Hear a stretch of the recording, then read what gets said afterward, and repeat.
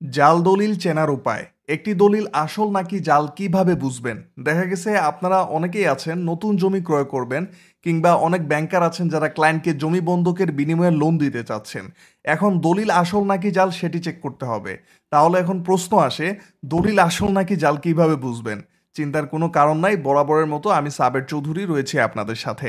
প্রিয় দর্শক, আপনার হাতের দলিলটা আসল নাকি জাল সেটি চিনতে হলে প্রথমে আপনাকে দলিলটা হাতে নিয়ে এই যে উপরে ডান পাশে দলিল নাম্বারটা নিতে হবে। অনেক সময় এখানেও দলিল নাম্বার থাকতে পারে। পরে এখান থেকে দলিল সম্পাদনের তারিখ নিতে হবে, মানে যেদিন দলিল রেজিস্ট্রি করা হয়েছে সেদিনের তারিখ। এই দুটি তথ্য সংগ্রহ করে আপনাকে চলে যেতে হবে উপজেলা সাব রেজিস্ট্রার অফিসে। সেখানে গিয়ে তালাশি দিয়ে দেখবেন বালাম বা ভলিউম বইয়ে দলিলটা পাওয়া যায় কিনা। সেখানে যদি না পান তাহলে তালাশি দিতে চলে যাবেন জেলা সাব রেজিস্ট্রার অফিসে। আর জেলা সাব রেজিস্ট্রার অফিসেও যদি না পান তাহলে বুঝে নিবেন যে এই দলিলটি আসল নয়, দলিলটি জাল বা ভুয়া। আশা করি সবাই বুঝতে পারছেন। প্রিয় দর্শক, ভিডিওটি শেয়ার করে দিবেন এই জন্য যে, কারণ অনেকেই জানে না একটি দলিল আসল নাকি জাল সেটি সে কিভাবে বুঝবে। আসসালামু আলাইকুম।